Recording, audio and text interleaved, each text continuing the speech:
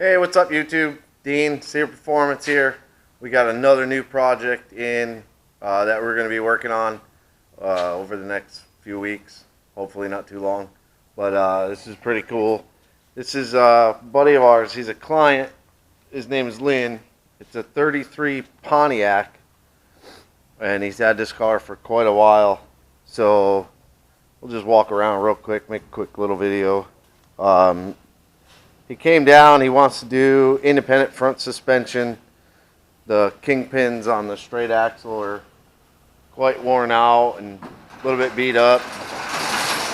Shutting the door here so it's a little loud. Sorry about that. But so we're going to do an independent front suspension, and we got a Helix kit.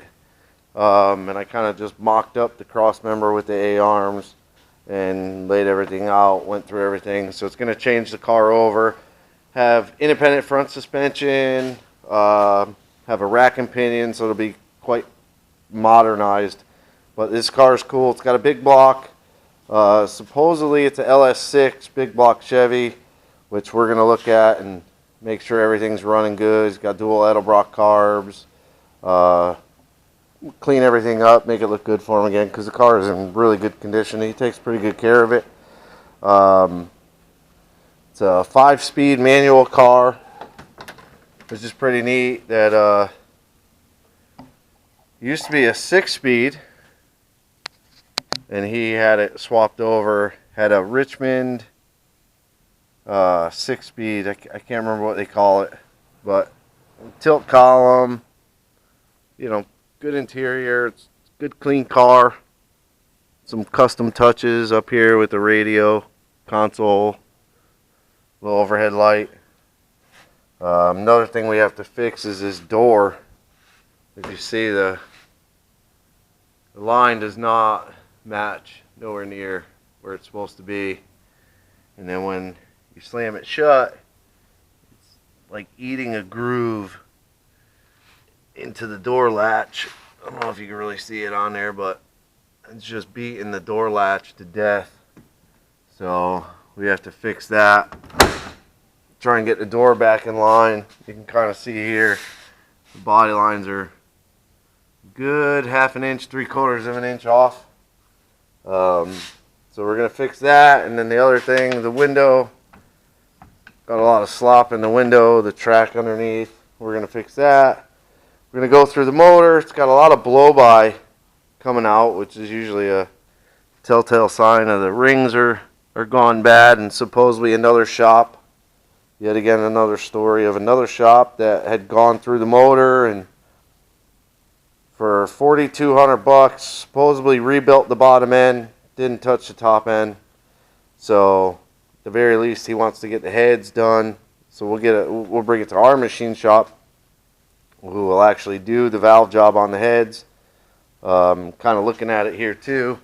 You can kind of see the power steering pulley is a good 1/2 inch, 1/4 of an inch to 1/2 inch off being lined up, and it makes a nice squeal. Doesn't look like there's much room left to adjust it, so we'll have to address that. Maybe eliminate the power steering on this. If it doesn't need it, we won't put it. But it's a pretty neat car. It's got a bunch of custom pinstriping on it that was done way back in the day. He drives the car quite often. It's got some old school Budnick rims, which are cool, with the spin-off center caps. It's got a little airbrush Indian Chief head. Everybody knows Pontiac used to be called a Chief head, or Chief Pontiac. I'm not sure what that means, but that's what they used to call it. But yeah, we're gonna go through everything, take it apart, and I'll document along the way everything I'm doing. Car has full AC, so we're keeping all that. Try and keep from having to, charge it and do all that good stuff. And right now, I get ready to do a leak down on it and pulled all the plugs out of it. And it's somewhat interesting the way the plugs are reading. Is the front four, you're probably not going to be able to see it on here too well, but the front four are gas soaked rich, a little bit of oil. And the back four are actually, they look pretty good as far as how they're burning and the timing mark on the ground strap. A couple of them look pretty good. This one looks a little lean and it's weird. So with the dual carbs, that's something we'll have to address with setting both the carbs up, you know, to be pretty good. You know, at idle, because that's probably going to be mostly at idle that's causing the build up on the plugs. But we are going to get to it and start doing the leak down on this and find out what's what. Hopefully it's nothing major. I don't think it is. Runs good other than just some blow by. But yeah, we'll get to it, and I will get back to show you where we're at in a little bit. Alright, so back real quick update where I'm at with the car. So I got both fenders off, which were a little bit tricky, but not too bad. They came off, all the hardware came out nice and easy, so that was good. Pretty much all the bolts were new. You know, kind of looking everything over as I go, and of course, you know, again, people tend to do things different. You know, do a bunch of crappy butt connectors and then smash a bunch of RTV in it to seal it, but the butt connector you could see right there is like all split and smashed from when they crimped it. You know, another butt connector here to the blinker light that goes on the fender, and just a mangle of wire. Like all the lights sit here. You know, you don't need 2 feet of wire to stick out, you know, that you just coil up and zip tie up under the fender. Same with this side. They even went a little bit further and got fancy and added a couple butt connectors and added in one of these cool splices that went to the headlight. So, you know, that was pretty neat. All of the grounds off the headlights were actually just, and I'll go back and show you, but they were just wrapped around this carriage bolt, which sucked between 2 washers. So I boxed them up and sent them back here, but I'll show you. This is not what you do for ground on headlights. They have these huge grounds in yellow, which, you know, it's your typical ground color. And then they just stripped about 3 inches of wire and wrapped it around that carriage bolt. That, again, you know, grounds are important. Ground. You know, and then over on this one, they put in like a temp sensor wire they used. That's has an extra wire coming out of it that they didn't need, so they just cut it off and left it open like that so it could bounce around and arc out on something. Huge yellow butt connector for like 16 gauge, 14 gauge wire. You know, so what you do is you just crimp it down even farther than you normally need to. You just smash it down as far as you can, and that'll give you a good connection, you know, to disconnect for your headlight. 1 wire out of the 4 that come out of this headlight. Another butt connector. Then they actually went through the trouble and crimped on, you know, again, another yellow terminal end that you just over crimp to make up for the fact that it's not the right size terminal for the wire. But, you know, no good grounds on anything. Instead of running the ground to, you know, like the chassis or, you know, even to the block where your battery ground should go. But instead of running to the block, they ran down there, right here. I don't know if you can see it. Oh, let's go underneath. Where are you? Dang it. Right here, they ran the cable to the bell housing for the transmission.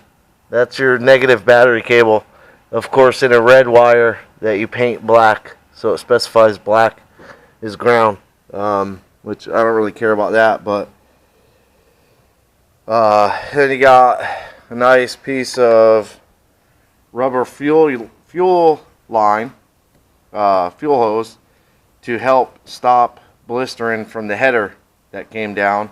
You can kind of see, dang it, you can kind of see right here. It's hard to see, but let me see if I can zoom in. Okay, sorry about that, but you can kind of see right here, you see the positive cable is blistered. The insulation is blistering from the heat. This rubber hose is no longer rubber. It's like plastic. You can see the cable's burnt there. I just found that. That's cool. So yeah, so a rubber 3/8 hose is definitely what you use to protect your positive battery cable from the battery to from heat. You know, it's definitely how you do that. So we'll address that. Probably tuck it behind the starter and bring it over, because this header tube here, they all are pretty close to the starter. So I'd rather see it with a nice heat sleeve on there and wrap it over, you know, instead of coming across the header side of it. Probably all three of these wires will get done like that. It does have a grommet here, or an eyelet, or wire loom bracket, whatever you want to call it. It does have that, so that's good. But another telltale sign that your machine shop's not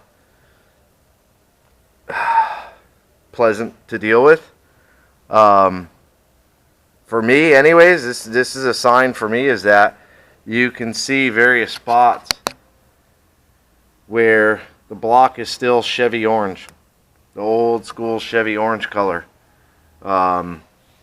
So that tells me that the block wasn't hot tanked. It wasn't cleaned properly to begin with when it got sent out to the machine shop. And now with the headers off, you can kind of see in, that's cylinder 4, you can kind of see in there the valve stem is just oil soaked. So definitely has never had a valve job. In 6, you can see the valve stem looks like it's got a good amount of wear. Other than the carbon deposit, you could actually feel the groove where the valve stem is seating against. Again, 8, you could see a bunch of oil on the valve stem. 2, you could see a bunch of oil coming down the valve stem.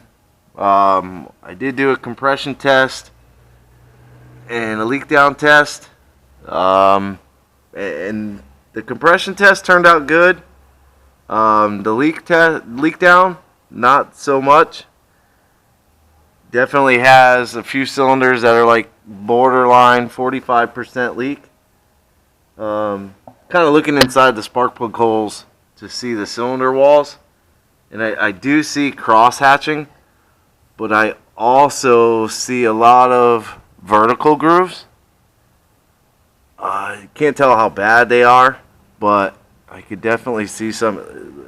It almost just looks like a terrible hone job, from what I could tell so far. I mean, I'm not a machinist, but when it looks like somebody took an angle grinder to the bore of the cylinder, I don't think that's a good thing. So we're gonna keep diving in. I got the headers off, the fenders are off, tires are off, drain the oil. Yeah, just plugging away. This side has what I would assume to be the factory bracket. It might be an aftermarket bracket. I don't know. That went to the fender to hold the back of the fender from slopping around. And then you come over to this side and you can see where it's supposed to be, and it broke off. So there's no bracket coming out to the fender. And I didn't see the bracket on the fender that this end out here bolts to. So I'll have to address that, look into that, because I don't want the fender to flop around. They are fiberglass fenders, and they flop around, you know, they'll break.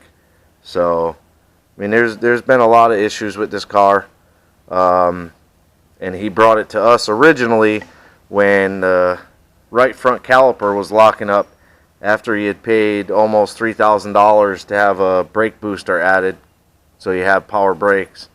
And when I originally saw the car, every single brake line had to be redone on this car.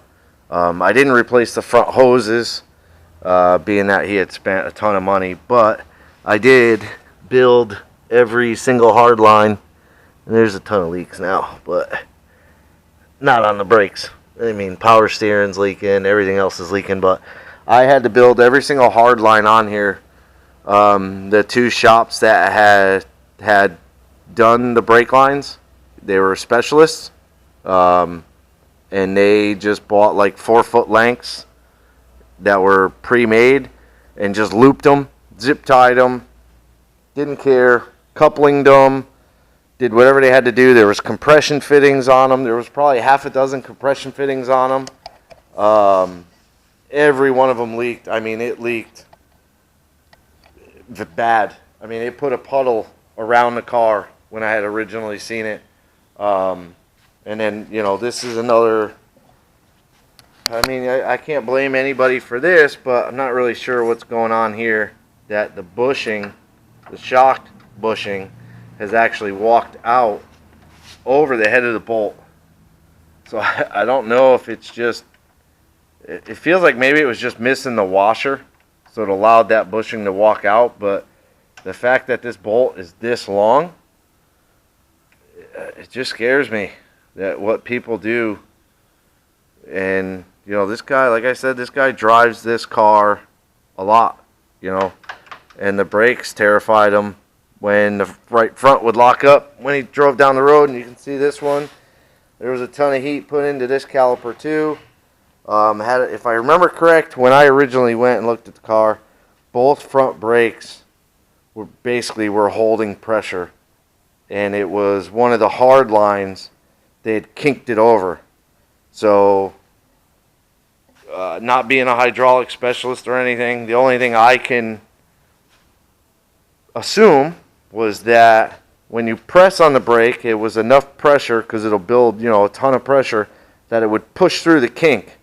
And then when you would let off the brake, you know, it would seep some of the pressure back through the kink, but leave a bunch of pressure on the front end. But we addressed all of that, and he's been driving the car. But now we got the car to do all the work that needs to be done to the car. We got the whole front end over here. It's a Helix front end. It is the corner killer kit. And so far, I'm really impressed with it. The quality of the parts, the fitment so far. I mean, I only mocked up the A-arms, upper and lower, but it comes with coilover shocks. Braided steel brake lines was like an option. It wasn't that much. Drilled and slotted rotors, calipers, you know, comes with everything in the kit. But it's a nice, this is a rear steer kit, so the rack will actually mount on the back side of the cross member, because there's not a lot of room to mount a rack and pinion on the front side. There's room, but there's not as much room, and it'll be a lot cleaner of an install on the back side of the cross member, because the cross member will sit, you know, somewhere in this area, and the rack will be back here. So, and we'll address all this funny fuel line stuff that's going on. I hate these glass filters. I think they're pieces of junk. And being that he has a big filter on the frame, I don't know what you would need that for. But we're going to have to do a lot. A lot of hoses are tucked into the frame rail where it was previously boxed. A lot of the hoses, the fuel line comes through the frame rail here. Then this is an AC line that they tucked behind the original cross member. So we're going to have to address a few things with the car. You know, some broken tabs here and there. Not a big deal. But we're going to clean everything up, make it look good. And looking at it here, you know, this is definitely where you want to mount your ground wire for your MSD 6AL. You definitely would want to go to the top of the valve cover. It's the best place for it. Yeah, a little scary that you have a ground on the top of your valve cover. That is not a good ground. Then you got your AC wire, which apparently you should butt connect here, splice into your high idle valve here, you know, with butt connectors, ugly, large butt connectors that, again, you crimp too hard and you poked holes in the plastic that insulates the metal connector. So if that was to touch something that was to touch inside of there, you're definitely going to short out. Pop a fuse or melt a wire is what I would assume would happen, because nobody ever wires cars the right way. Not nobody, but most people just seem to put grounds on valve covers and stuff. Alright, so I'm going to get back at it, pull more stuff apart, and I will update soon. Okay, so I'm back. Got a lot done on the car. I took all the front accessories off, alternator, AC compressor I left hanging for now. It's not hanging by the hoses, it's sitting on the ground pretty much, just so I don't have to decharge the AC. Got the valve covers off, the intake off, distributors out, the steering box is down, so that when I'm ready to unbolt the front end and slide it out, it'll all just be one assembly, done and over with.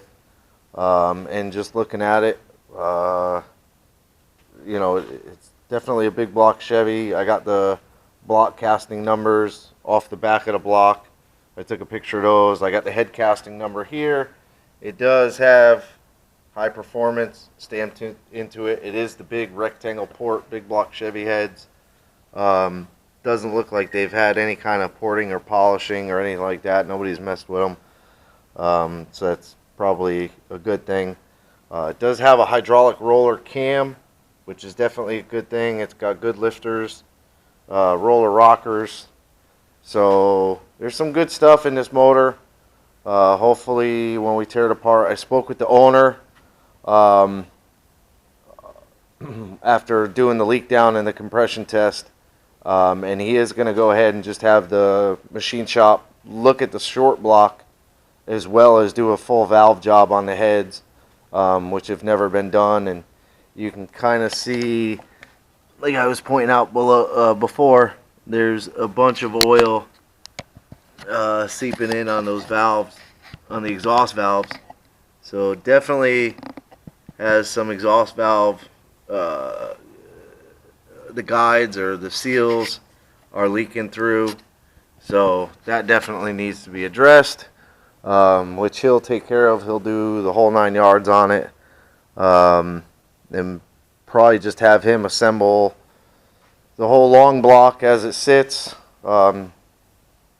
This way it's done and over with, and he's a good machinist, and I trust his work. So that might be our option right now to do, is just have him do the full long block, check everything in the bottom end. The car does have great oil pressure when it's idling hot. It's about 30, 35.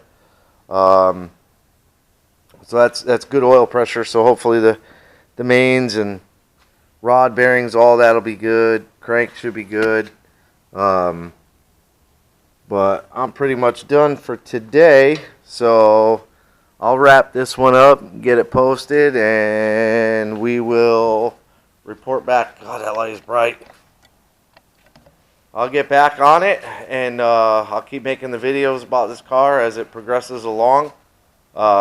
Maybe I'll set up the tripod and do kind of a time lapse of when I do the front end on it, and then putting it back together, and that'll kind of be the final video or something, not really sure. But that's it for now. Please like, subscribe, hit the bell to notify you when we post new videos. Appreciate it. Thank you.